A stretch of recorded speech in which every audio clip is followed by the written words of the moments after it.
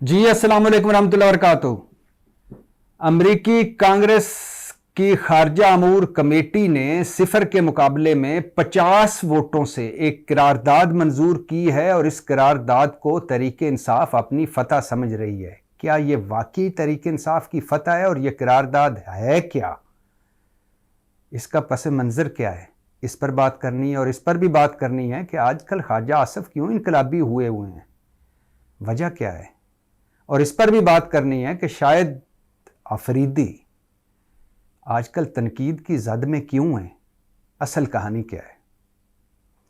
सबसे पहले अमरीकी नुमाइंदगान की अमरीकी कांग्रेस की फॉरेन अफेयर कमेटी ने एक करारदाद पास की है सिफर के मुकाबले में 50 वोटों से, और ये करारदाद पास करके उन्होंने अब अपने ऐवान नुमाइंदगान को भेज दी है। अब ये ऐसे ही है कि जैसे आपके मुल्क में कोई फॉरेन पार्लियामेंट की फॉरेन अफेयर कमेटी एक करारदाद पास करे सिफर के मुकाबले में 50 वोटों से और फिर वो कौमी असम्बली को भेज दे। खैर, हमारी माजरत चाहता हूँ, मिसाल समझाने के लिए दी थी, वरना अमरीकी कांग्रेस, अमरीकी ऐवान नुमाइंदगान और हमारी पार्लियामेंट क्या मवाजना बनता है। बहरहाल अमरीकी कौमी असम्बली में करारदाद चली गई है, वहाँ पास होती है या रिजेक्ट होती है, ये एक अलहदा बहस है, लेकिन इससे तरीके इंसाफ अपनी फतह करार दे रही है।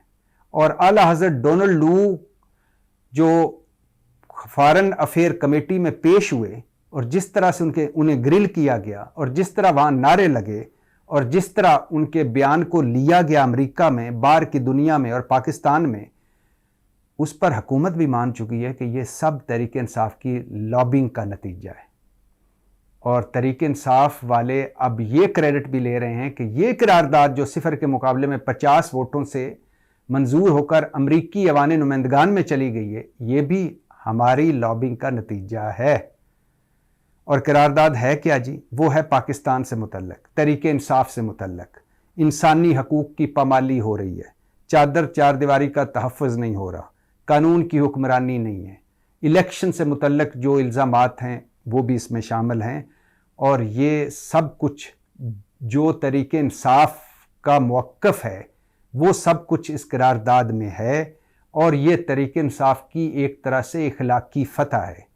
और अब इस करारदाद का ऐवान नुमाइंदगान में जाकर क्या असर होता है ये अलहदा बात है, लेकिन इस करारदाद से कम अज़ कम ऐवान नुमाइंदगान में तरीके इंसाफ का मौक़िफ़ पहुँचेगा, और वो लोग जो नहीं जान रहे होंगे उन सारों को भी इससे आगाही होगी। और ये एक तरह से एक बड़ी डेवलपमेंट है अमेरिका जैसे मुल्क के सामने, जो इस वक्त चौधरी है पूरी दुनिया का। गो के अमरीकी इंतज़ामिया, जो इस वक्त की अमरीकी इंतज़ामिया है, वो कोई इमरान खान लाइक माइंडेड नहीं है। बाबा बाइडन ने सदर बनने के बाद सारे सरबराह ने मुमलिकत को, सारे सरबराहों को फ़ोन किया सिवाय इमरान खान के। और बाबा बाइडन की इंतज़ामिया इमरान खान के हवाले से बारहा मरतबा बात कर चुकी है और इमरान खान को बारहा मरतबा झूठा, गलत बयानी करने वाला करार दे चुकी है। और आला हज़रत डोनाल्ड लू जो इस इंतज़ामिया के हिस्सा हैं, उनकी असद मजीद से जो मुलाकात हुई और जिसके बाद साइफ़र निकला और उसके बाद जो कुछ हुआ वो सब कुछ आपके सामने है। और इसलिए तरीके इंसाफ, ये भी बताता चलूँ कि बड़ी एक्टिव है अमेरिका में, बल्कि हुकूमत की भी लॉबिंग फर्म सुना जा रहा है कि बड़ी एक्टिव है अमेरिका में। ट्रंप बड़ी तेज़ी से उभर रहे हैं, इस वक्त सबसे मकबूल तरीन अमेरिका में ट्रंप हैं। अगर कोई हादसा ना हो जाए, कोई अनहोनी ना हो जाए, कोई ऐसी चीज़ ना हो जाए कि जिसकी कोई तवक्को ही नहीं है, तो ट्रंप अगले सदर होंगे अमेरिका के, जो उनकी मकबूलियत है और जो बाबा बाइडन की गैर मकबूलियत है।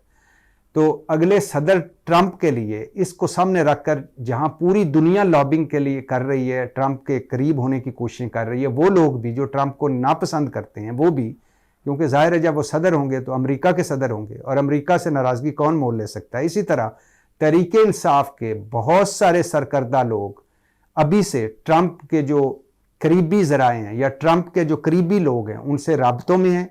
और ट्रंप और इमरान खान की जो एक मशहूर व मारूफ मुलाकात हो चुकी वाइट हाउस में, और जिसमें ट्रंप ने बारहा, उसके बाद भी और उस मुलाकात भी मुलाकात में भी जिस तरह इमरान खान का जिक्र किया, जिस अच्छे अंदाज में, उसके बाद तहरीक इंसाफ बड़ी होपफुल है कि अगर ट्रंप सदर बन गए तो हमारी मुश्किलें बाहर और पाकिस्तान के अंदर, मतलब तहरीक इंसाफ की मुश्किलें काफ़ी हद तक आसान हो जाएंगी, काफ़ी हद तक मामला सुलझ जाएंगे।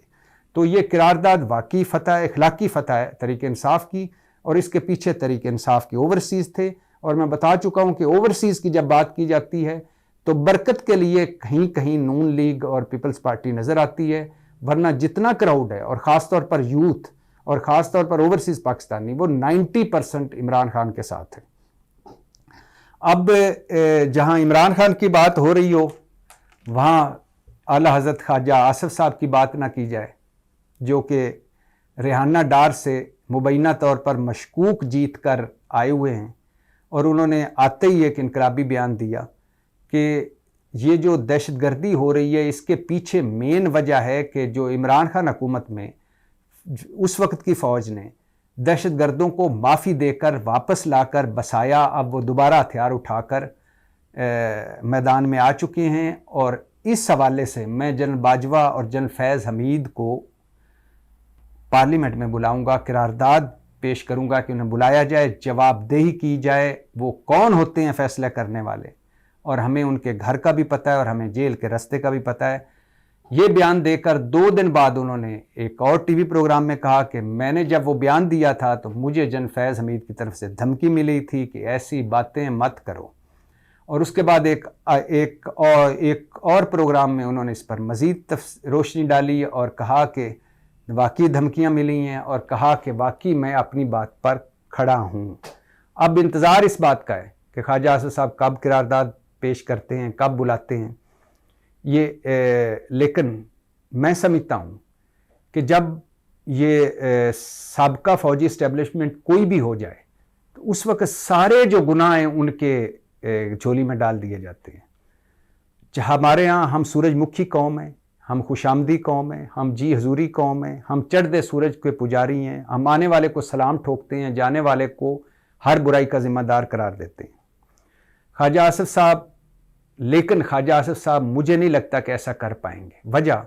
वजह यह है कि जब वो इक़्तिदार में थे तब आपके हाथ उनके घुटनों पर थे, अब गिरेबान में नहीं आ हाथ गिरेबान तक नहीं आ सकते, और अगर आएंगे तो बड़े बड़ों को अपना गिरेबान मुस्लिम लीग में झांकना पड़ेगा।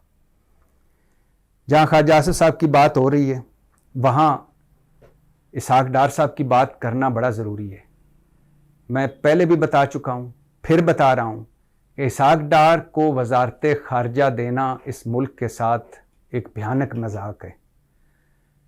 लेकिन उससे बड़ा मजाक ये हो रहा है कि इसहाक डार साहब वजीर खारजा हैं, औरंगज़ेब साहब को बड़ी मोहब्बत से, बड़ी उम्मीदों से लाया गया और उनको वजारत ख़जाना थमाई गई, उनको पाकिस्तान की शरीयत भी दी गई, और वो डच नेशनलिटी सुनाए छोड़ के आए हैं, 3 करोड़ की नौकरी छोड़ के आए हैं, वो बड़ा अज़्म लेके आए हैं, वो बैंकर हैं और उनके पास बहुत सारे, सुना जा रहा है कि आइडियाज़ हैं कि हमारी मईशत को निकाल सके। मैं पहले भी बता रहा हूँ, फिर बता रहा हूँ, कोई माने ना माने, कि मईशत के हवाले से जो कुछ भी सरमायाकारी अगर आनी है, कोई तिजारत होनी है, कोई इंपोर्ट एक्सपोर्ट होनी है, कोई 19-20 होना है, कोई हमारे हालात बेहतर होने हैं, तो वो फ़ौज ने करने हैं।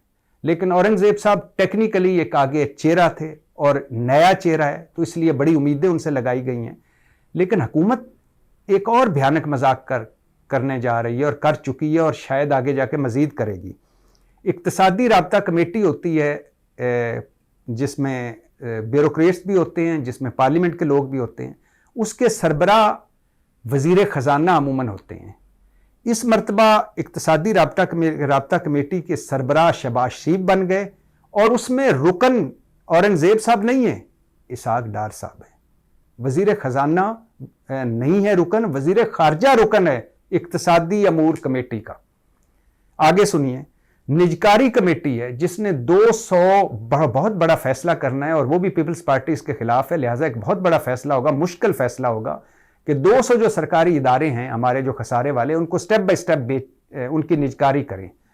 अब इस कमेटी के सरबराह भी औरंगज़ेब साहब नहीं है, वज़ीर ख़जाना नहीं है, इस कमेटी के सरबराह इसहाक डार हैं, जी हाँ, वज़ीर ख़ारजा। अब आगे आ जाइए, एक कमेटी हमारी एयरपोर्ट आउटसोर्सिंग की, हम खैर से कर्जा लेने के लिए मोटरवे बेच चुके हैं, बड़ी बड़ी इमारतें, यानी बेचना मीन गिरवी रख चुके हैं, बड़ी बड़ी इमारतें गिरवी रख चुके हैं। अब आउटसोर्स किए जा रहे हैं एयरपोर्ट्स, जैसे इस्लामाबाद का एयरपोर्ट किसी गैर मुल्की कंपनी को दिया जाएगा, लाहौर का किसी और को दिया जाएगा, इस्लामाबाद का किसी और को, कराची का किसी और को। ये तजवीज़ बनाई जा रही है। जिस तरह सरकारी इदारों की निजकारी की जाएगी, इसी तरह ये आउटसोर्स किए जाएंगे। और मज़े की बात है कि इस एयरपोर्ट आउटसोर्सिंग कमेटी के सरबराह भी वज़ीर ख़जाना नहीं, वज़ीर ख़ारजा हैं। तो अब आप देख लीजिए,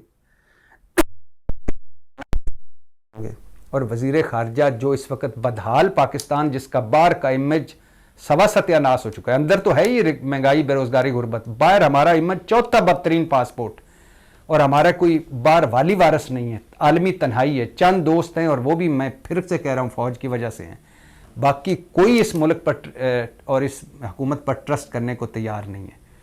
तो उन हालात में जब उन्हें मुकम्मल तौर पर खारजा अमूर पर तवज्जो देनी चाहिए थी, जो कि उनका तजर्बा भी उनके पास नहीं है और वो अनट्रेंड है उस मामले में, लेकिन उसके बावजूद वो वो जो ख़जाना के मामलात हैं उनको भी देखेंगे। अब इस मुल्क के ख़जाना, खारजा और इस मुल्क और कौम का जो हाल होगा वो आप देख लीजिए। अल्लाह करे मैं गलत हूँ, लेकिन जो तस्वीर बन रही है वो कोई ठीक नहीं बन रही। जब ये सारी सियासी बातें हो रही हों तो एक बंदर बांट याद फिर से आपको बताता चलूँ कि मज़ीद तरीके इंसाफ की जो मखसूस नशिस्तें थी ख़वातीन की, 8 वो मज़ीद दे दी गई हैं मुस्लिम लीग नून को, और एक रिकाउंटिंग में भी लोधरा में कांजू साहब को जितवा दिया गया है दोबारा गिनती में। तो 9 सीटें मज़ीद मुबारक हों इस बंदर बांट में, बनाना रिपब्लिक पाकिस्तान में, बनाना रिपब्लिक जमहूरियत में मुस्लिम लीग को। और मुस्लिम लीग जिसके बारे में आज़ाद तजियाकार कहते हैं कि उसकी सिलेक्शन में 30 से मुबैना तौर पर 30 से ज़्यादा सीटें नहीं थी, वो अब खैर से 130 का भी फिगर क्रॉस कर रही है। और तहरीक इंसाफ वाले कभी आसमान को देखते हैं, कभी खुद को देखते हैं कि जो 150 से ज़्यादा जिनकी सीटें थी मिनिमम, उनके पास 80-82 का फिगर रह गया है। और जब ये सारी बात हो रही हो तो ज़िमनी इलेक्शन की भी बात मैं बता दूं कि लाहौर में 5 सीटों पर ज़िमनी इंतखाब हो रहा है, जिसमें मरियम की सीट छोड़ी हुई है, शहबाज शरीफ साहब की सीटें छोड़ी हुई हैं, और 1-2 जो सीटें हैं वो 5 सीटें लाहौर की।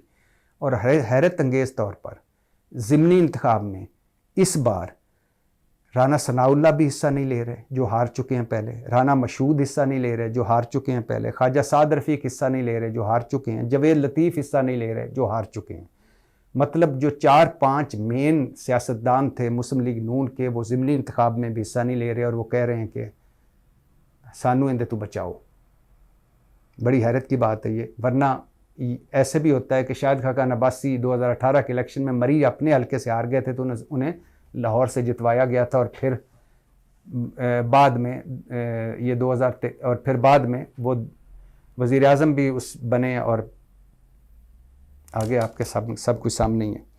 तो शाहिद खाकान अब्बासी की जब बात हो तो शाहिद अफरीदी हमारे दोस्त भाई, और हमेशा ही किसी न किसी तनाज़े में वो घिरे रहते हैं। इस बार एक नया तनाज़ा है, उनका एक बयान या उनका एक स्टेटमेंट वायरल हो रही है, जिसमें वो कहते हैं कि अगर किसी जुर्म में खिलाड़ियों की जगह कप्तान हो तो उसे भी सज़ा मिलनी चाहिए। अब इस खिलाड़ियों और कप्तान को मिलाया जा रहा है इमरान खान और तहरीक इंसाफ से, और जुर्म या इल्ज़ाम को मिलाया जा रहा है जो सोशल मीडिया पे वो 9 मई से। और दूसरा उन्होंने उनकी कोई स्टेटमेंट है जिसको मुतनाज़ बनाया जा रहा है, वो ये कि NRO देने का इख्तियार वज़ीर आज़म का नहीं होना चाहिए, इदारों के पास होना चाहिए। अब इन 2 चीज़ों को लेकर तहरीक इंसाफ के हामी और सोशल मीडिया पर उन पर मुसलसल तनकीद कर रहे हैं। शाहिद खाकान अब्बासी इससे पहले भी तनकीद में आए, जब वो अनवारुल हक काकड़ से मिले और फिर उस वक्त के चेयरमैन PCB ज़का अशरफ से मिले, और सुना जा रहा था कि वो खुद चेयरमैन PCB बनना चाहते हैं, लेकिन वो नहीं बने। मगर इन 2 मुलाकातों के बाद बाबर आजम को हटा दिया गया कप्तानी से, और शान मसूद को टेस्ट, और फिर उसके बाद उनके शाहिद खाकान अब्बासी, शाहिद अफरीदी के दामाद शाहीन शाह अफरीदी को कप्तान बना दिया गया T20 का। तो जब ये 2 मुलाकातों के बाद शाहीन अफरीदी कप्तान बने तो तनकीद हुई। और हालांकि अब ये दोनों जो स्टेट्स जो उनकी हैं स्टेटमेंट्स, इस पर शाहिद अफरीदी तरदीद कर चुके हैं और वो कह रहे हैं कि कि मैंने कोई तरीके इंसाफ का इससे मेरा मतलब है, ये फेक स्टेटमेंट्स हैं, ना मैं तरीके इंसाफ की बात की, ना इमरान खान की बात की, ना NRO की बात की, और मैं इमरान खान मेरे आइडियल हैं और वो ना होते तो मैं क्रिकेटर ना होता। मेरा ख्याल है इसके बाद शाहिद अफरीदी अगर उन्होंने की भी है तो हम सारे गलत बात भी कर जाते हैं, सम टाइम ऐसी बात भी कर जाते हैं कि जो किसी और पस मंज़र में होती है उसको जोड़ कहीं और दिया जाता है। और सोशल मीडिया पे तो आपको पता ही है कि जो कुछ होता है और जो कुछ हो रहा होता है, बस एक कोई बंदा आगे ना चढ़ जाए फिर ट्रेंड बन जाते हैं। तो जब शायद अफरीदी तरदीद कर रहे हों और वो कह रहे हों कि इमरान खान की मैं इज़्ज़त करता हूँ और वो मेरे आइडियल हैं और वो ना होते तो मैं क्रिकेटर ना होता, तो मेरे ख्याल है इसके बाद शाहिद अफरीदी साहब की जान बख्श देनी चाहिए। हमारा वो सरमाया रहे, हमें उनकी वजह से कई खुशियाँ मिली, बहुत अहम मौक़ों पर उन्होंने मुल्क के लिए खिदमात अंजाम दी। वो हमारे मुहिब्बे वतन हैं और कई मुलाकातों में मेरी उनसे बहुत ज़्यादा मुलाकातें, इतनी ज़्यादा तो नहीं लेकिन बहुत मुलाकातें हुई, और उसमें जिस तरह वो पाकिस्तान से मोहब्बत करते हैं वो कमाल है। और इस हवाले से आप उनके कई बयानात भी देख सकते हैं जो इंडियन क्रिकेटर्स को उन्होंने दिए। तो मेरा ख्याल है जब एक बंदा तरदीद कर दे, एक बंदा कहे कि ये सारा कुछ फेक है, तो फिर सब उस तनकीद या बाकी सारी तज़ीक या पगड़ी उछालो या इल्ज़ामात सिलसिला बंद होना चाहिए। पाकिस्तान जिंदाबाद।